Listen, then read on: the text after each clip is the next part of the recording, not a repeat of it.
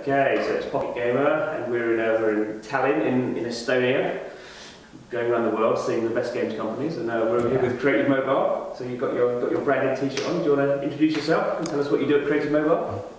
I'm Vlad from Creative Mobile. I'm one of the co-founders, and we make awesome games for mobile phones, and our best-known title is drag racing. Yes, we've been having a bit of a chat about the history of the company. It's kind of, you're in this lovely office in the middle of Tallinn. It's really kind of almost like a house. That's an office, really impressive. But you said when you started out, there was 5 years ago, when you started out in a kitchen.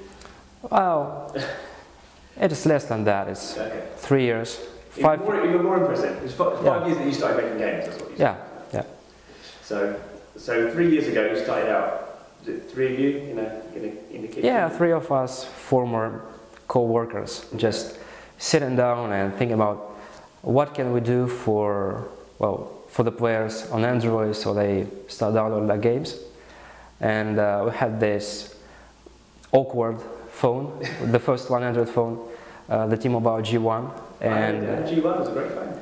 Well, it is. Making games on. Yeah, it is, but well, compared to the kind of stuff that gets shipped today, it's a little bit, it's the first of its kind. You can't blame anyone, but... And I guess that's a really interesting thing, because you guys, and even now kind of known as kind of the big Android focus, but certainly your first games were kind of, you were very early into Android, and you kind of... Yeah. Why was that, and how was that, what was the experience like on Android when it's... It wasn't very exciting back then. Well, we had an opportunity to be one of the first game developers on the platform, and we consciously decided to focus on this new Android thing because we were not a very strong team back then, let's face it. We're just a bunch of guys with some technical skills, no idea about how games are made, no connections in the world of game development, no budget, nothing. So we thought, maybe if we start early and we make some games, very simple games, nothing spectacular, just good gameplay, pure experience, then maybe we can win some fans and just find a niche on the market and go from there. And you kind of did it when your first, I guess, kind of success was a 3D basketball game, wasn't it? So. Yeah, it was. Well, it's a complicated process, game development, and especially when you have no idea about the business side of things. Initially, we started trying to sell games for $0.99, like on the App Store, because we thought if that strategy works there, then why not try it on Android? It's, a smartphone, after all, it should work. It didn't. So we spent about a year figuring out the business model. So eventually, we switched to ads. We discovered that if you don't have a marketing budget, you have to think of some creative ways to use the free tools available, so we started experimenting with icons, titles, descriptions, screenshots, and eventually this all got together in the right way, and we made this 3D basketball game which took off and started making us some money and getting some 8,000–10,000 downloads a day, which was by our standards back then an amazing success. But then the next game after that, you kind of took your kind of experience and that kind of strong brand, strong kind of names and kind of icons and kind of simple gameplay and came up with drag racing, and you're still the petrol head of the company, so I guess it's kind of to a degree you could be seen as like the father of drag racing. So talk us through that kind of process of how that kind of how did that come up? How did that come about, that inspiration? Well, spontaneously, as many good things. When we saw good results with Basketball Shot 3D, we came up with a strategy that we are going to make very simple games once in 4–6 weeks. Things that don't take off get killed off. What takes off gets some more time invested in this game. And if we make a successful game every 2 months, well, more or less successful game, this is the way to scale the business. And you kind of, I mean, I always think it's dangerous to use the word luck for people who have been very successful, because normally it means no one really knows kind of what happened, but actually means you've probably been quite smart. Companies who are lucky are being smart. You're lucky if you work hard to be lucky, kind of thing. But there was kind of some interesting things. So there wasn't a racing category, or the racing category just started on. Yeah, they just added it on Android market, and we were closely watching the market back then. And so that's not luck, then. That's you being clever. Well, it's always a degree of luck involved. It's like in poker. If you do things the right way, eventually you win. But this can come later or earlier. There's always luck involved. And we could have made like 10 or 20 games without seeing any success. This is always possible. It's a very difficult market to be in.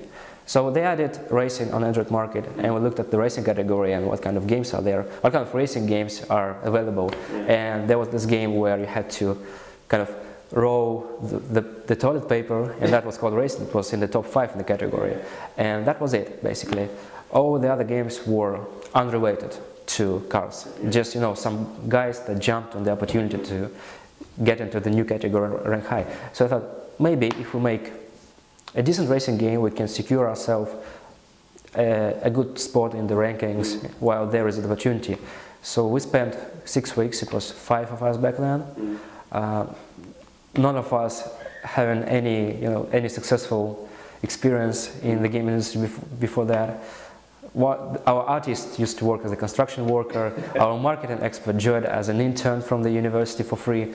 Well, this team of misfits, and we saw an opportunity. We quickly, within 6 weeks, slapped together a free game, put it on the market, and it took off to $40,000 downloads in the first full day, then 80,000 downloads, and lots of feedback and feature requests and bugs surfacing and backend problems. We had this $24 per month server infrastructure, which was a bunch of PHP scripts, and it collapsed immediately. And then we rebuilt it with something stronger, and it collapsed. And when we rebuilt it again and again and again, and from that point, 6 months is a blur. I don't remember anything. It was just struggling with the traffic. That's a nice kind of problem to have when it's success. But you were kind of in the right place at the right time with in-app purchases, which were kind of enabled roughly around that same time as well, weren't you? Yeah, they were enabled 2 or 3 weeks after Drag Racing went live. And we jumped on this opportunity to, well, as always, experiment. We didn't really believe in the financial impact of in-app purchases. We thought, okay, we have this ad-supported game, maybe we can somehow integrate in the purchases and see what kind of impact it has as a part of our learning process. And well, the impact was positive. We grew our revenues maybe 3-4 times almost immediately. And that's when we realized that we're now a different company and we have to do things differently. And that's like ancient history to you now. So, I mean, how big are you guys now? Around 75. So that's pretty proper sized company. And we're going to talk about the new game maybe quickly, but you've released actually quite a lot of games kind of now, haven't you? So you've released some in the drag racing kind of field, but some other things as well. So I guess a question that lots of people would say is, you're really successful with drag racing. Why did you release one kind of vampire RPG, and you've released some other quite different types of games?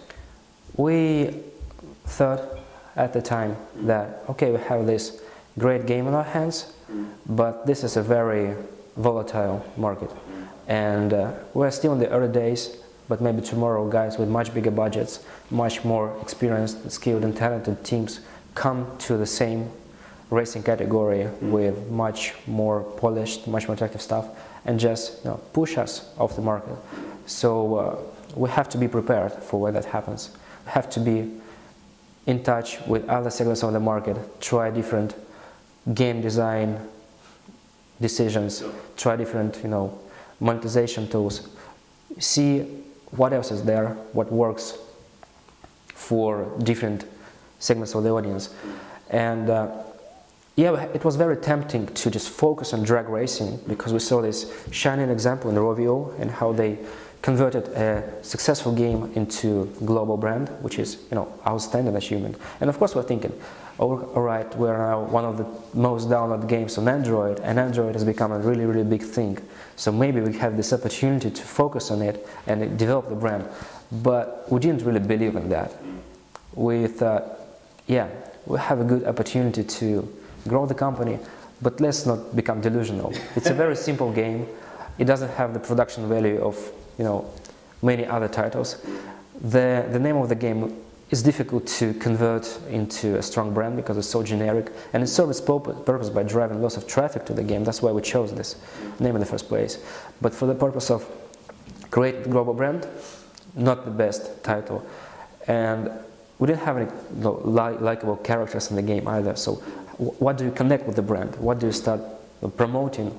How do you build this recognition? It seemed like, well, a very difficult challenge and probably unrealistic. So we decided, okay, we're going to support this game.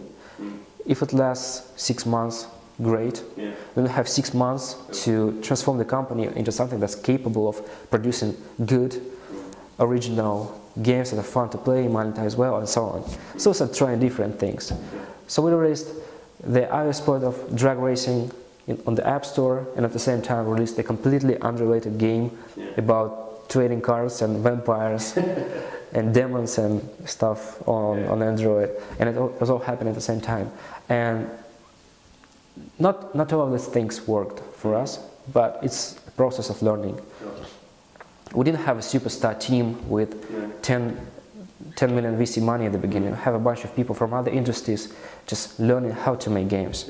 And it doesn't matter if these other games failed or succeeded. It's part of beginning to understand what players want. And I guess, as you've been saying, when you go from a team of 5 people to a team of 75 people, it's a lot of hiring, a lot of kind of trying to create a kind of an ethos of what the company is, because you've got people from all different. Yeah, it's very difficult to just put 70 people speed hired over 2 years in one room and come up with a masterpiece. They have to learn, they have to click with each other, they have to understand the requirements of this specific segment of the game development industry. Right, so there's a big hit with drag racing. It's out a few years ago now.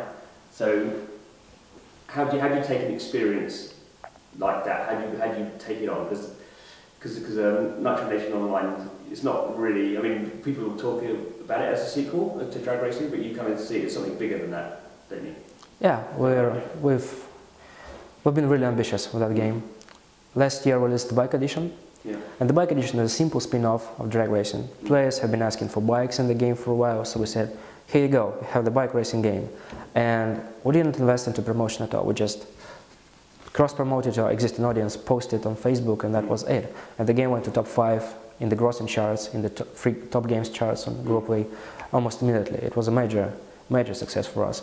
And we looked at this all and thought, what next? Now, we have a big audience, it's super easy for us to promote new drag racing games. So we can do this over and over again. It sounds like a very viable business model. We can just continue doing what we do best and make money, be a successful company. And yeah, but that's not fun. How that doesn't excite people who work on games. Yeah. People who come into game development, most of them, they want to create groundbreaking stuff, something fantastic. They want to grow, they want to belong to innovation. And that's the kind of spirit we want to have in the office. So we decided, okay, let's make a much more ambitious game, which is an improvement in every department, and see if it makes us a different company, takes us to the next level, or kills us. That sounds fun. Sounds like a lot of work. Yeah, so we basically took drag racing apart and, okay, let's make the best visuals in the market. Let's make a game with the best physics on the market. Let's make a game with the best social component in the racing segment, which has all the, in drag racing have unofficial teams. In the game, there's no framework for teams, but the players, they organize teams offline, they organize some fun competitions, they get together physically in some places, they announce them on Facebook, and they've had real prizes on a few occasions. The degree of dedication is just fantastic. So we thought, okay, let's give these people the fantastic playground where they can, in the game, organize team, have team property, build cars together, compete with other teams for domination in different regions, and that kind of stuff. So yeah, that's we basically took every aspect of the original game and said, what can we do to really take it in this aspect to the next level? Okay. And that's what we've been doing for the past few months. And you've got a few more months to go on development. Is that right? What kind of release date are you looking at? We're hoping to launch closed beta in late May, early June, but that's gonna be just for our most dedicated bunch. So guys who have spent lots of time playing drag racing, they can get a preview of the new game and see if they like new physics, if they can understand and get used to the new upgrade system, so they can. Well, for them this is serious stuff. They want to get preview, so they when the game comes out, they have they're prepared. They know what's going on. They've got That's for them. The launch, the big public launch, I can only say late summer. It's unlikely that. Well, it's a question of how many features go into this version 1.0. Yes, yeah. Because we have a. You don't want to be too ambitious. Yeah, there's a lot of ideas. We can release it right now, but it's not quite what we want it to be. We can release it in 2 years, and it's going to be a fantastic game, but that's a little bit too late. Yeah. So it's a question of when we decide that we have the right set of features to go live. And this time it'll be, because the drag racing you were obviously Android to begin with, and then iOS. This time you're cross-platform. Is that right? We haven't. Yeah, we're code. right now we're designing it primarily for Android and iOS, including iPad, well, all the range of devices with an iPad, layouts, and this time we're doing this the right way. Technically, we can release it on almost any platform out there: Windows Phone, WinRT, desktop, Xbox. It only depends on the market opportunity and how much. On the business. Yeah, on the business aspects. Technically, we've designed this game to be compatible with almost anything. Cool. Good. Well, we look forward to it. Thank you very much for your time for that.